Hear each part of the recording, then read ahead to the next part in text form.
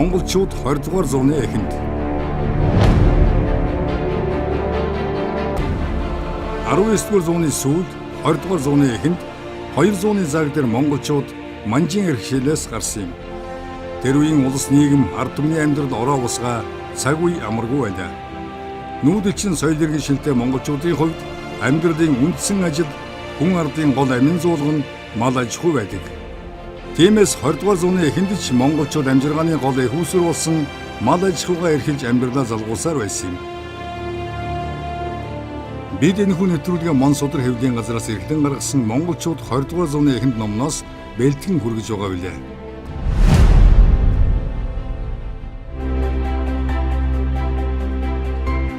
Нэвтрүүлгийн хамтрагч Мон Судар хэвлэлийн газар.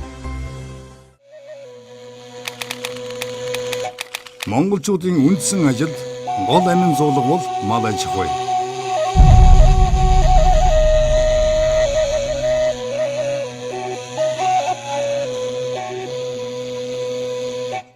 Малын тоон тэр хүний болон тухайн өрхийн хэр зэрэг баян болохыг илтгэн харуулна. Нүүдэлчин монголчууд хоньыг хамгийн ихээр удаад нь адуу тэмээ үхрийг өсгөдөг. Харин ямааг хамгийн цөөн байлгадаг байжээ. Энэ нь мал сүргийнхээ бүтцийг бэлчээрийн нөхцөлдөө уялдуулж ирсэн нарийн ухаан юм.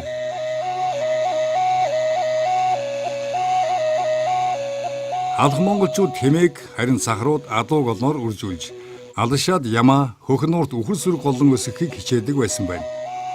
Малын тоогоор халх монголчууд бусдаас илүү чамбай амьдралтай гэж Оросын эрдэмтэн Боснеев тэмдэглэжээ.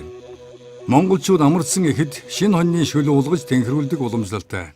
Шинээр гэр барьж байгаа айлд болон сэвэлгээ үргэлж байгаа хүүхэд нялхаст зөвхөн халуун хошуутай мал бэлгэлдэг.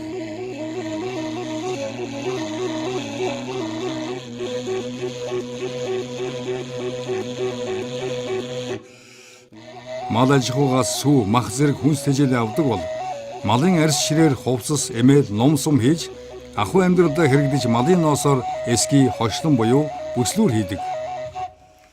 Үүний жишээ 20 дугаар зууны эхэнд амьдарч байсан эмэгтэй хонь ноосож байгаа зургийг та бүхэн харж байна.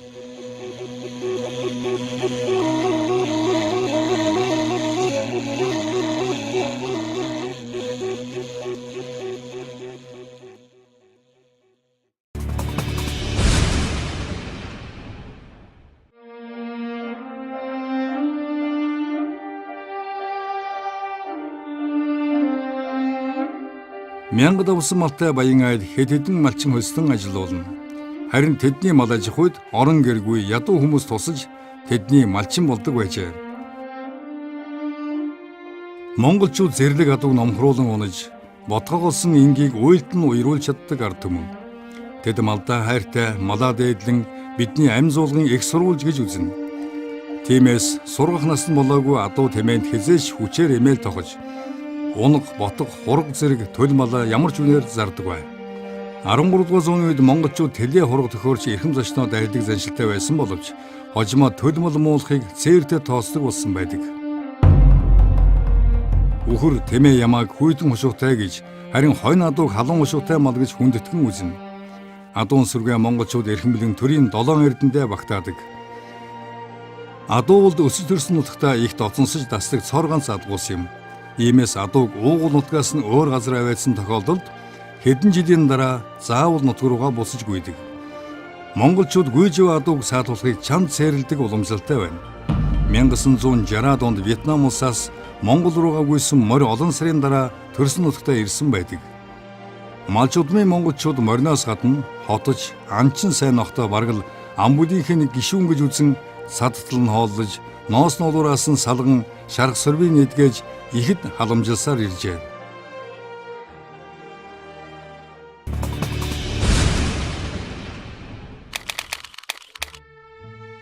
Монгол банхар хүчирхэг, туйлын үнэнч, номхон, туйлбартай зан чанар нь монголчуудын банхар нохойтой он удаан жилээр нөхөрлөх үндэс болдог байна. Монголын их талын тажигнсан хүйтийн жавар, их говийн агим халуунд хатуудсан монгол банхарын араадан жигүүртэнтэй тулалдах чадвартай нь энэ зэрэг скамтэн хаанч үгүй. Учир нь монгол ноход хүний оролцоогүйгээр бие малаа хариулах, ямар ч амьтныг аимшгүйгээр агнах, эслийнхэн эд хөрөнгө Амь насыг хамгаалах чадвартай. Дөрвөн нүдтэй хотч банхрын зурагнаас Монгол нохтын ерөнхий төрхийг олж харах боломжтой юм. Монголчууд нохоогоо нүдээ айнан зүрэг мүлэх мэт болохын бидний төлөө залбирч байна хэмээн үзэж бэлгшээ. Тиймээс түүнд 100-гийн буюу мөргөлж нохоо нэр хайрлжээ. Монголчууд гэр бүлийн үнэж гишүүндээ зориуд тусгай идүүр бэлддэг байсныг энэхүү зураг гэрчилж байна. Банхар тал нутгийн дунд өвөлзөнгүй ганц гэрээр амьдардаг монгол малчдын найдвартай үнэт сайн нөхөр нь болдог. Ийм л учраас монголчууд сайн нохойг морины үнэтэй гэж ярихаас гадна муу хүн тэжээхээр сайн нохой тэжээ гэж хэлдэг. Үүнээс үүдээд монголчууд нохоогоо зодохыг ч төвчдгүү үлээ. 20 дугаар зууны эхэнд Эндрюсийн аялын замд их говь нутаглах айлын 4 нүдтэй хотч ноход тааралджээ. Монгол хонч ноход хүйтний улирал маш өтгөн нягт ноолууртай болж ноолуурын гарсан 75% хүрдэг. Энэ нь ертөнцийн бүх сүүн тэжээлтэн амьтдын дотроос хамгийн өндөр үзүүлэлт бөгөөд тухайн үйлдвэрийн ялгагдах хосгүй чанарын нэг болдог. Энэ бүхэн монгол нохтын давуу талуудын зөвхөн өчүүхэн хэсэг юм. Түүнд бусдын үйлдвэрийн нохтод байдаг эвгүй үнэр огт байдаггүй. Мөн түүний арьс үс нь үнэхээр цэвэр, сорлог, бас ер бусын өнгөлөг. Үсний бүтцийн хувьд булга болон далайн мягуун үстэй дүүх үз. Сүүдэн төгсгөлдөө цайвар, адууны үс мэт согсоотой ийм согсоо мөн л өөр ямар ч үйлдвэрийн нохтод байдаггүй. 1912-оос 1913 онд Монголд байсан Оросын бүрэн эрх төлөөлөгч Иван Яковлевич Крастовец Монголд өнгөрүүлсэн 9 сар өдрийн тэмдэглэлдээ ийхүү бичсэн байна. Хаяа зугаалж явхад хонь маа хариулсан, заримдаа адуу тэмээгээ харсан малчид тааралдана. Онгорхой цоорхой эсгээр бүрсэн хөөр хилэлтэй гэрдтэд амьдрна. Айхтар догшин зуулг нохоттой учир гэр рүү н ойртох аюултай. Түүнээс илүү аюултай нь идэж хайсан золбин нохот. Учир нь тэр үеийн золбин нохот хонхор, хонд газарт ил задгаа оршуулсан хүний цогцоор хооллох нь их байсан тухай бичиж үлдээжээ.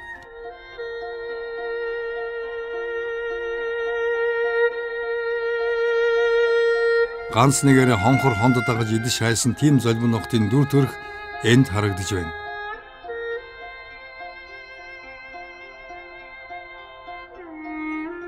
Монголчууд буяныг дээдэлж сэтгэлээ нэгмэдэхийн тулд нохой шувууг хоололдог байлаа. Аав, ээж, ах дүүс аль нэгнээ бие барсан өдрөөс буяны энэ үеийг хэдэнтэй гүйцэтгэдэг. Буяны үйл хийж нохой хооллох газар нийслэл хүрээнд хэд байжээ. Тэдгээр газруудад ноход ингэж олноороо цугларх нь жирийн үзэгдэл.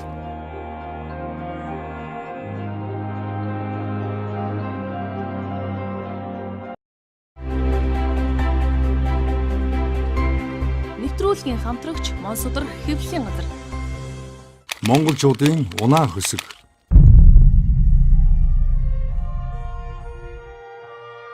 Жилийн 4 өдрөд ямагт нүүдлэж мансвгээ хариулж ядуулах гэр орноо ажил зөвлөхөд унаа хөсөг зайлшгүй хэрэгцээтэй байдаг. Монголчууд нутаг сэлгэн нүүдлэхдээ их төлөв, тэмээ, шарыг нуруу ачих, тэрэгэн төлөх зэргээр ашиглана. Ойр, алсын аян, жингийн ачаа барааг тэмээн тэрэг, үхэр тэрэг, атан тэмээнд нуруу ачин явдаг байжээ. 20 дугаар зууны ихэнх үеийн амьдралын нэг хэв маяг нь жин тээх. Монголчуудын ах амьдралын хамгийн чухал хэрэглээ болсон унаа хөсөг энд харагдаж байна. Монголчууд нүүдлэхдээ нэгдүгээрт янз бүрийн ачаа, гэр орон, элдв тавилга, түлээ түлш, ус тээвэрлэх зориулалттай модон тэргийг ашиглана. Тэргийг модоор хийж үхэр морь хөллөнө. Үхэр тэргийн дугуйг зөв дуураг ус 4 үнсэг үүсгэсэн байдлаар хийнэ. Учир нь тэр газрын уруу явхад хүнд ачаа нь шар морийг түрж элдв ус гаргахаас сэргийлсэн учиртай.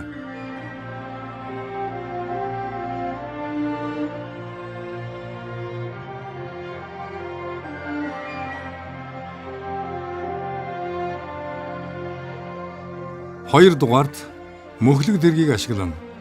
Мөхлөг тэрний дээр жижиг байшин хэлбэрийн голдуу мөлгөр оройтой сав бэхэлж, бороо ус, нар салхинд хялбар гэмт зүйлийг агуулж нүүх үед болон суурин байхад хэрэгэлдэг. Мөн хүн сууж авах зориулсан гэгэвч үхий мөхлөг тэрэг гэж бий.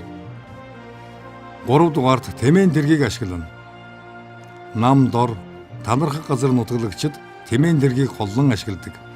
Бас ачааны суудлын буюу хүн сууж явахад нар бороо салхи халахгүйс мөхлөгт хэрэгтэй байна. Монголчууд морь тэмээгээр хоолоор явахдаа ойр зур хэрэглэх зарим зүйл болон очих газраа хүрэх зүйлийг дайлан дагуулж эмээл эсвэл тогшны араар тохож явдаг байлаа. Дайланг сайтар элдэж утаж усчийг нэвтрэхгүй болгосон хөм юм уу илгээр хийдэг байжээ. Дайланг багавдар хэмжээтэй болгон үйлснийг бокс гэдэг. Монголчууд ингэж бокс техник аянжин тээж ачаавараа зөөж явахдаа шинийг сэтгэж байсан байна. Үүний нэг жишээ нь 20 дугаар зууны эхэнд монгол хүний хийсэн модон машин юм. Оросын нэр эрдэмтэн Юрий Эрерих Франц хэлээр гаргасан Төв Азиар хэмээх номондоо монгол залуу өөрийн хийсэн машиныг нөхдөдөө сонирхуулж байгаа нь гэсэн товч тайлбартай хэвлүүлжээ.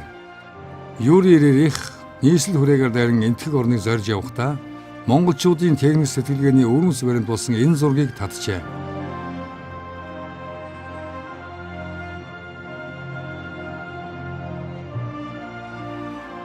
Ингээд 20 дугаар зууны эхээр монголчуудын нэлээд хэсэг нь ердийн хөсөг хэрэглэж байсан бол дунд үеэс машин, трактор хөдөлгөн нүүх болжээ. Монгол улс механикчсан тээврийн хэрэгсэлтэй болох хүртэл адуу, үхэр, тэмээ, сарлаг, унаа хөсөг тээврийн үүрэг гүйцэтгэж байлаа.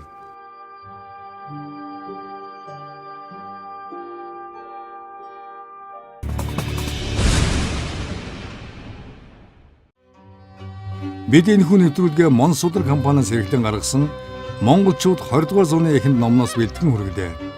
Дараагийнхаа дугаараар бид 20 дугаар зууны эхэн үеийн монголчуудын дүр төрх зан төлөв сэдвээр та бүхэнтэйгээ эргэн уулзах болно.